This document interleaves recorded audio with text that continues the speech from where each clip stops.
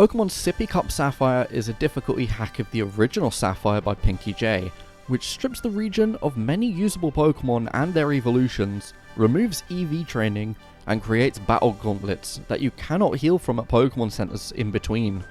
This makes for a very unique and challenging hardcore Nuzlocke experience, and will I be able to beat it with those rules? If you do enjoy the video, be sure to leave a like for more Nuzlocke challenges, subscribe so you're up to date with videos, and become a member to help support the channel. And without further ado, let's jump into the challenge. Our encounter for Route 101 is the starter Pokemon that we get, hence why the route is as bald as I am, Receding Hairline Gang. The starters are Seedot, Surskit, and Torchic, which is very unfair on Torchic as it is deemed to be so bad that it gets to stay as a starter. But it is weak to the first gym, so I do kind of understand that.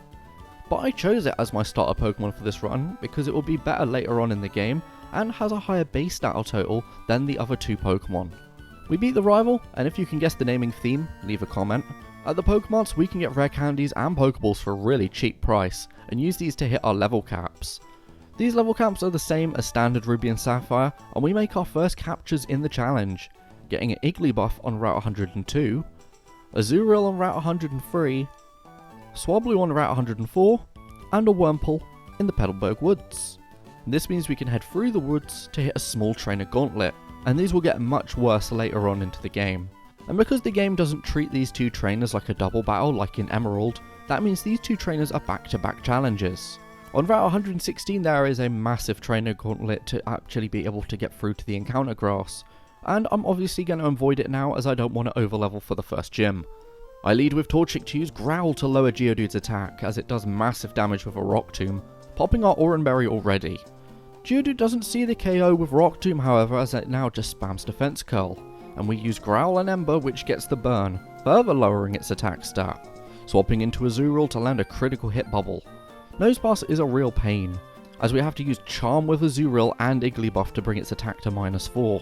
Azurill returns to the battle as Nosepass crits a Rock Tomb, so I have to do some more swapping, bringing in Torchic hoping for the burn, which we don't get, and I have to swap into Swablu who uses 2 more Growls to put Nosepass to -6 attack. And even then, we are still on really low HP with most of our team, leaving us with just Igglybuff on decent HP after Wurmple takes a bit of damage, but does land the poison with Poison Sting as it gets its first and only bit of screen time in this challenge. The poison damage eventually taking out Nosepass to give us the first gym badge. But this battle was certainly a shape of things to come, as we had to basically use the entire team. Now we can face that Route 116 gauntlet, and I'm sure you've noticed by now some moves have lower PP like Charm and Sand Attack, which is to avoid cheesing the game. This first gauntlet is not too difficult as we get through and capture a Nincada, and in the Rustaf tunnel I get an Abra. This could be really helpful in teleporting out of difficult gauntlets, and is also a really strong special attacker. Despite this, I never use it, sorry to spoil. We save Pico and the Devon Goods and make our way to Dewford with a new patch of grass on the seaside. But before that, we learn about today's sponsor, Togetherboard. It's the hottest thing in cool. Use my code SUPER at checkout for 10% off your Togetherboard clothes, plushies, artwork, and single-use plastics. Thank you Togetherboard for sponsoring my energy drink addiction, and we have a way to get a good encounter through the medium of Dupe's Claws, which is where you are unable to capture something you've already obtained, which is what I'm using in this run, making the pool of available Pokemon smaller. This means our encounters for Dewford are potentially Natu, Slackoff, and Wingull. Capturing Natu, which is going to be great for the upcoming gym. Going into the Granite Cave for another capture, but using a Repel until we get to the room Steven is in, as that can give us a better encounter. Please be Marwile, please be Marwile, please be Marwile. I get a Slugma. Well, this room could slug my ball. Now that the letter is delivered, I can backtrack to get the EXP share, but more importantly, I can use the old rod for some fishing encounters, with Route 106 housing a Magikarp, Route 107 with a Feebas, and Little Root Town's new small pond has a Snow Runt. I didn't know they could swim. Also getting a Love Disc on Route 109 as we are blocked from going past Slateport by a gang of felines. Going into the Brawly battle with a full team of 6 against his 2, and much like Roxanne, we're going to need all hands on deck. I want to start with singing with Swablu, but it misses twice, allowing Machop to get 2 bulk ups up, raising its attack and defense. We finally put it to sleep and lower its attack with Growl, sending in Slugma for a few hits before Brawly uses a super potion, I bring in Torchic to get a few more hits in before another heal. Lavadis comes in and then uses Charm and Water Gun to take out the Machop, leading to his ace, the Makuhita. I send in Azurill and thanks to Sand Attack, we miss Charm, having to then swap into Natu using Peck and Nightshade before taking some strong hits. Swapping into Azurill to try and keep Natu healthy, but Arm Thrust lands on Azurill, giving us our first death of the run sadly. And it was a completely avoidable one too, as Natu actually outspeeds the Makuhita and lands a winning Nightshade. But swapping out Natu meant I didn't leave anything to chance, and Azurill has done quite well up to this point, missing Charm aside of course. We get the badge, but lose the great nation of Armenia. Mourning the very first loss of our team at only the second gym, we have to keep moving forwards, saving the museum from Team Aqua and capturing an Anorith through fishing in Slateport, and a Sandshrew just north of Route 110, and this encounter is going to be vital for the upcoming electric gym. But first, we have a battle with the rival. It was a very tough battle using a fair amount of the team to get past theirs, making my way to Marvel to defeat Wally, who Bulbapedia detects his health condition being either asthma or acute bronchitis. Just a nice fun observation there. Marvel no longer has a game corner or the Rock Smash house, with us having to battle the Windstrait family to get the HM and gain access to the gym.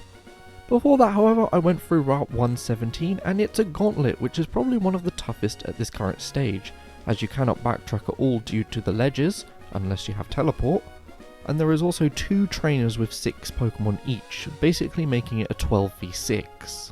If you even still have 6 Pokemon remaining, that is. But making our way through, we can capture a Shroomish, and then inverted turf we can capture a Trapinch, another great encounter to pair with Sandshrew for the electric gym. We lead with Ember on Slugma as it lands a 2-shot on Magnemite, with Watson bringing in Voltorb. I swapped in Inkada, who is another ground type I have, who resists a spark from Voltorb, landing a few hits before swapping out to Trapinch to take it out, leading to his Magneton. This is a Pokemon we have to maneuver around, as despite our ground types being immune to Shockwave, we are still at the mercy of the fixed damage of Sonic Boom. Trying to make it less accurate with Sand Attack with Sandshrew, and using Slash to deal a bit of damage, swapping to Torchic as Watson heals up. Shockwave may never miss, but we do a lot more damage with Ember than it does to us, and that gym is why I picked Torchic. None of the ground types get a ground type move in time for the gym, making this one of the easier gyms in the game if you have one of them, but possibly one of the hardest if you don't. But will the next gym be just as easy for us? Spoiler alert, and no, the battles will not be any better from here on out. But on the long road ahead of us on the journey to Lava Ridge, let's see what I caught on the way through these routes and gauntlets. Starting on Route 112 I get on Machop, Fiery Path I got a Grimer called Germany, because it has many germs, and on Route 113 I got a Spinder called Spain, because it lives in Spain without the A. And the clever nicknames stop just as quickly as they started, with an Oddish on Route 114 being named after the only country in the world that begins with the letter O. We eventually hit Meteor Falls, failing our first Pokemon of the run as Routes teleports away, and I'm not too sad about that as it has considerably lower stats, especially when compared to Abra, who I didn't even use. Making Team Aqua flee the scene as I make my way back to the mountain via the Rustboro way, getting the HM for strength in the process. This battle against Archie can also be a run ender as he has 3 evolved Pokemon, needing our new Spinder and Machop pairing together with Hypnosis and fighting moves, just about making our way past unscathed, but it wasn't simple as we needed pretty much the entire team. Now there is only one place left to go, Lava Ridge Town, picking up a nose pass on the way through Jagged Pass. You could say we just picked our nose. I also hatched the Why Not egg in Lava Ridge Town just for the encounter, going into the battle with Flannery. We lead with Lavadisc as Slugma is a free shot, showing how weak we are in terms of stats, but then again, it is a Lavadisc. Flannery had to use a super potion however, and did poison Lavadisc, then free shotting the following Slugma after just taking the first one out. Torkoal is out and it's a defensive powerhouse even in a standard playthrough. I have to use my own defensive mons in Grimer and Nosepass to get through, with Thunder Wave to immobilize the mini volcano. Nosepass can get in a few good rock slides to get Torkoal into the red before a heal, then going to Machop to use the fixed damage Seismic Toss, surviving on a mere 4 HP, but that does mean we get the 4th gym badge. We get the Go Goggles, meaning we can get our only new encounter before the 5th gym, being a Boltoy on the desert. I also trained up Machop and pre-burnt it as it has the Guts ability, with Guts giving us an attack increase of 50% and also being a great Olivia Rodrigo album. The battle against Norman is a massive stall fest, starting with Nose Pass, who resists the moves of the first slacking and lowering its defense with Rock Smash. I swap into the Burnt Machop, who lands a critical hit on slacking to take it out, doing the same to KO Vigoroth in short order before the final slacking comes out. The second and ace slacking comes in as I had to redo this part of the audio since the original sucked ass. Basically, Love Disc channels its inner Azurill to use Charm to help weaken the slacking. Then Grimer comes in to resist a dampened Focus Punch and use Screech to lower its defences harshly also, making it pretty much a big helpless loaf. Not helped by Nosepass coming in and using Thunder Wave and Rock Slides, making slacking pretty much unable to attack, and even 2 Hyper Potions cannot save it from death, winning the 5th badge in the family battle. We've got a lot of routes to cover before the next gym, including the massive rainy route and various water routes with Surf, but starting north of Rustboro on Route 115 where we capture a Volbeat. Normally not a great Pokemon, but with a base stat total of 400, it's actually one of the best encounters in the entire game.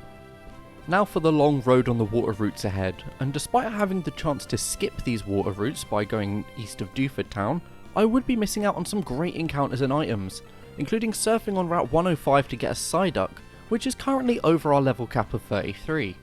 But I do find a Zubat flying over the seas, which is something that would send Kanto fans into a fit of rage. And entering the abandoned ship, not only getting the TM for Ice Beam, but a Carvana, one of the better encounters in the game thanks to its dark typing. East of Slateport we can enter the Rubber Dinghy Rapids and catch a Spheal, which is also another useful encounter due to the lack of ice types.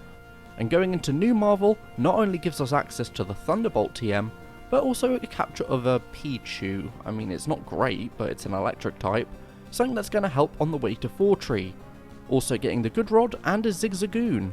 And the only issue with this little Gooner is that the ability pickup has been removed, making it just a HM user and nothing more. I take out Team Aqua from the Weather Institute and beat the rival in very convincing fashion to gain access to Winona's gym. This gym is a potential run-ender with Pokemon like Skarmory and the Earthquaking Altaria. I had to bring in Pichu of all things and had to add the TM of Shockwave for some coverage in this battle.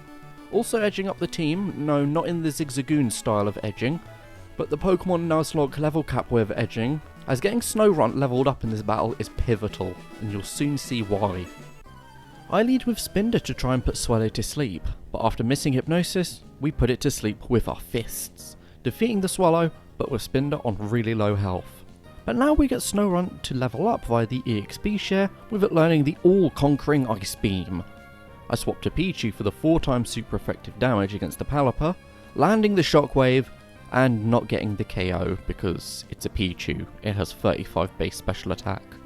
Despite the confusion from Supersonic, we can beat the Palapa a bit later than expected, with Winona sending in that Earthquaking Beast Altaria. Obviously it's going to attack with Earthquake here, so I swap into Spheal. I probably should have swapped into Zubat because Spheal obviously takes damage from Earthquake, and which is not too helpful. Spheal does not do too much with Aurora Borealis located solely within this gym battle however, taking a strong Earthquake before expecting another and swapping into Zubat, using 2 aerial aces and causing our second death of the run, losing the southern African nation of Zimbabwe, who have given us such greats to the world, like political tyrant Robert Mugabe and Luton Town footballer Marvellous Nick Amber. Snorunt cleans up with a 4 times effective Ice Beam on the Nefarious Nimbus as Winona sees the super effective Steel typing of our last Pokemon as a way to get back at our Ice type. Everything is on low health on our side of the field, and we need to make a sacrifice to get a clean switch in. My choice being Peru the Pichu. Machu Picchu if you may. I didn't think of that at the time when I named Pichu Peru, it just kind of worked. Pichu does get the last laugh however, becoming really useful with that static ability and paralysing the Skarmory. The same cannot be said for Spinder however, who truly lives in Spain without the S, as it also faints. Okay, maybe I was a bit harsh on Spinder there, it does get a confusion on the Skarmory. And it allows us a free switch into Snorunt, who finishes the battle with 2 Ice Beams, to give us the most difficult gym badge in the game. 3 deaths in a single battle is terrible, and it's actually been the best I have ever done against Winona. I normally have to up my death counter by a lot more than what I have now. It really does sting, But we don't have time to mourn these fallen soldiers, as we must carry on in their memory. Moving onwards to Route 120, and the issue with this route is that it's classed as being indoors. So not only can you not fly back to the Pokemon Center, but you can also not run.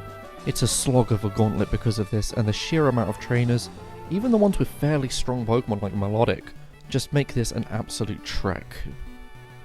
But on this long road, you can make some decent captures, like Vulpix in the Scorched Slab, which now actually serves a purpose unlike base Gen 3 where you just get the Sunny Day TM. And I even captured the Ralts that escaped me in Meteor Falls. Once we hit Lily Cove, I decided to play the Safari game, but I had to get through a small gauntlet to get there first, and unfortunately, I lost my Spheal in the process to this double battle trainer. Hopefully the Safari Zone can make up for this, and it does and then some, capturing a Chimecho, or Chimecho, whichever one you prefer, which actually has the highest base stats of anything in this edition of the game. Obviously I didn't know this at the time, so I just boxed it, but for you guys who play this ROM, it has great defense stats in comparison to anything we have, and a high special stat. Don't be silly like me, use a Chimecho, which is probably the only time anyone in history has said, use a Chimecho. One of the game's major encounter spots turns up, and it's the exterior of Mount Pyre, where you have a chance to get a Meditite with the ability Pure Power, which raises its attack stat considerably. And of course I got a Shuppet instead. Now if you look at the documentation at everyone who has beaten the game, most if not all of them have a Meditite, but I have lost all my previous attempts with Meditite, so who knows what will happen next. So after beating the small Team Aqua section and their stupid little hideout, I can sail more than 7 sea routes, not only getting a few captures on the way like Corsola and Staryu, we can reach Moss Deep for the 7th badge. Of course, I can get a Super Rod here, and after skipping my Petalburg City fishing encounter earlier, I can now get a Corphish, which has a massive attack stat of 80. And after a bit more exploration on the seas, adding new Pokemon to my team that I'll probably never use, and a Chinchou who is one of the best Pokemon of all time with a great typing, and even losing Oddish to a very avoidable trainer. And my Zigzagoon after being ambushed by another trainer. I mean, they literally weren't there one step ago. They just came out of nowhere. Hopefully the gym leaders don't get the jump on us like that. Leading with Carvanha and Volbeat against her Solrock and Lunatone. I aim to double target the Solrock, just missing the KO as Lunatone sets up special defense buffs with Light Screen. Swapping Volbeat for Trapinch as Solrock is healed and Lunatone boosts further with Calm Mind. I then swap again, there's a lot of swapping here, Trapinch into Natu as Carvanha aims for Solrock as it charges a Solar Beam, but is put to sleep as Lunatone lands Hypnosis. More swapping as Shroomish comes in for Carvanha and tanks a Solar Beam, and Natu lands a Nightshade, taking Shroomish out of the battle expecting a Flamethrower from Solrock, but it just gets healed again. And as we swap Shroomish for our Carvanha, the Psychic that aimed for the Mushroom does nothing to the Dark type. Light Screen wears off, and with a Crunch and a Nightshade, we take out the Solrock, allowing us to tag team the Lunatone, taking out the 2 Celestic Beings for our 7th gym badge. A lot more swapping and a bit more headaches than I would have expected, but at least we got through unscathed. Getting the Dive HM from Steven to battle Team Aqua one last time, and getting the Giga Drain TM and a Trico from Route 123, but in that gauntlet, I sadly lost Trapinch on the way because I was going too quickly through the battle, and such, forgot to update my death counter I think. But with that new move on our land set, we can beat Archie on the seafloor cavern to awaken what will be a very odd Kyogre. But Archie doesn't go down without a fight, losing 3 Pokemon in this battle. Losing my Barboach who I caught on one of the many water routes, a Lotad, and that Slugma that I had so long ago. After laying these 3 soldiers to rest, I went to Sutopolis to the Cave of Origin to battle Marill? I mean, it is a legendary compared to a lot of the rubbish I've already caught in this run, and I avoid the battle and head to the gym against Wallace. I lead with Chinchou who I taught Thunderbolt for this battle akin to Pichu with Winona, hopefully it doesn't faint in this battle. Zapping Love Disc in half to break its heart as Wishcash comes in for an obvious Earthquake swapping into Shroomish, who despite its strong grass type move cannot get in good amounts of damage, but can help with Leech Seed as Wishcash is healed with a Hyper Potion. It does eventually get taken out, and Celio comes out next because obvious Ice type moves on the Grass type, so I swap into Machop, getting good damage in with Karate Chop before swapping back into Chinchou due to too much damage on our little Karate boy. Chinchou gets the KO with Thunderbolt and swiftly two-shots the incoming Seakin before taking on Milotic, the bulky ace of the Water Master. I use Thunder Wave to make it more manageable if I have to swap, but I won't need to do that unless Milotic gets a critical hit, which of course it does. So we now have no Chinchou, and I fully believe that Chinchou would have survived that Ice Beam if it wasn't a crit, which is why I kept it in.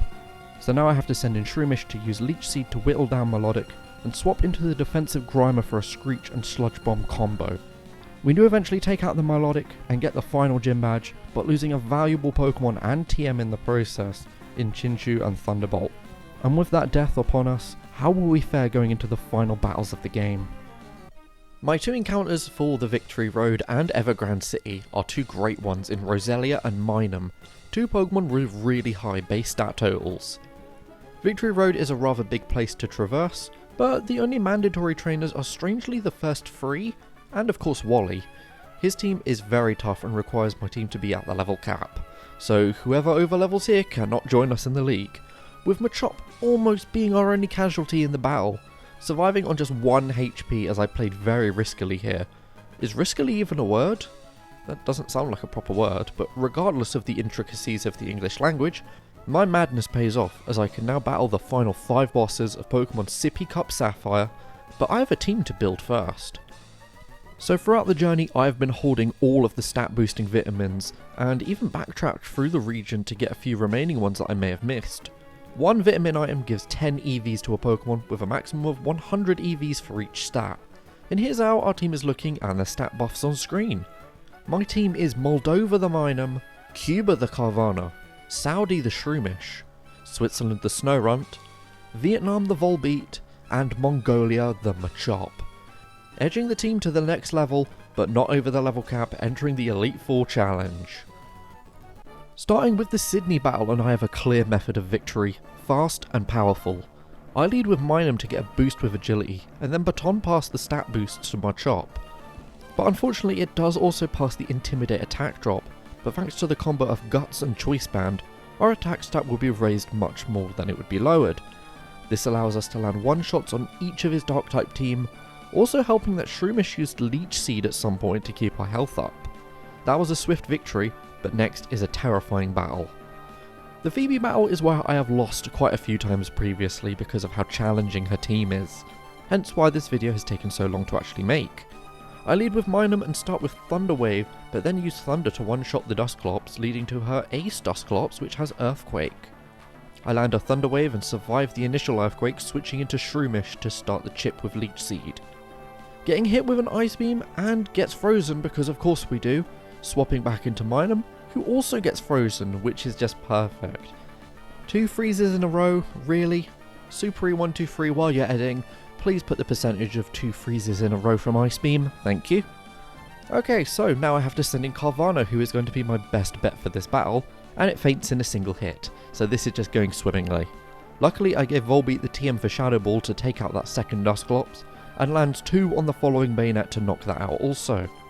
Sableye in this gen has no weakness, so we just have to outlast it, namely with Confuse Ray and Moonlight to heal ourselves up, until we get a free turn to attack. Landing a few signal beams for attraction and getting some critical hits to bypass Phoebe's healing stall, eventually beating the little gem goblin and taking out her second Bayonet with 2 Shadow Balls, to get a rare victory against Phoebe. And this is all without Meditite and Carvana. I mean, we did have Carvana, but it just died in 1 hit, so it doesn't really count. So those are 2 really big mainstays of the Sippy Cup Sapphire Hall of Fame, and I don't have either, and this is as good as I've ever done. This is very strange, but maybe I work well with the underdog status. Time for my battle against Glacier, and I had the idea to utilise the same strategy as I did against Sydney, leading with Shroomish to put Glalie to sleep, swapping into Minun with the agility boost, and baton passing that to Machop, to enable it outspeeds all of Glacier's team. Glalie sets up passive damage with Hail, but Machop will just land numerous brick breaks on her team, and despite the damage really racking up, we still managed to work the sweep as intended. And I was really worried if the Wall Rain would outspeed us somehow, but luckily it didn't, and now we're facing Drake. Hey Drake, I heard you like 'em cold. And now you can tell that this video took so long to make because I put a Kendrick Lamar reference in the script. Ice Beam will be the best bet against his team, with us starting with the Shroomish Sleep strategy. That's really difficult to say. Shroomish Sleep strategy, as Minum sets up the Baton Pass agility to Snow Run this time.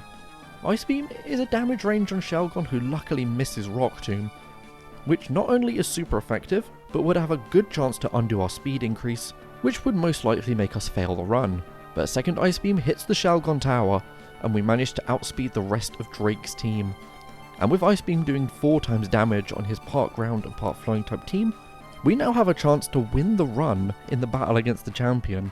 And that is with all our team, barring Carvana, making it to the champion. And with our fallen comrades cheering us on from the great beyond, we have to win this. This time is my time. Leading Minum against Skarmory, and I just want it off the field. No toxic or spikes damage here, as we land a Thunder for the one shot.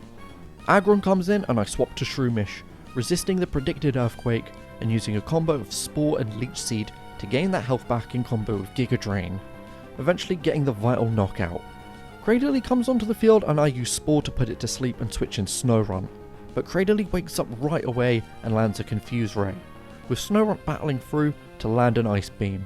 Looking like a potential free shot on the Cradily, keeping Snow Run in on an Ancient Power was a mistake. But not a costly one, as it survives on 4 HP, swapping into Volbeat with a Signal Beam as Steven uses the first of his full restores. Volbeat is also hit with a Confuse Ray, but still landing a Signal Beam, getting the Cradily into the red as we land in the red ourselves. Volbeat is hit with another Ancient Power and falls. Thank you for your service. We love you, Vietnam. I go back into Snow Run predicting a heal, which does happen, getting a critical hit Ice Beam to get the KO on Cradily. Claydol comes in and I just let Snow Run faint so that I can bring in something for a clean swap.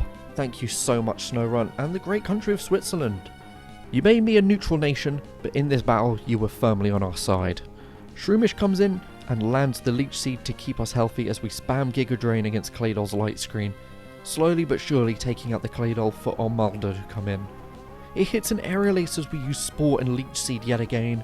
This leads to Armaldo going into full restore range and being healed, as Shroomish is now completely out of PP and can only use Struggle. The kingdom of Shroomish Arabia falls, but does sink on its way out, and that is land asleep status on the Armaldo thanks to its ability Effect Spore.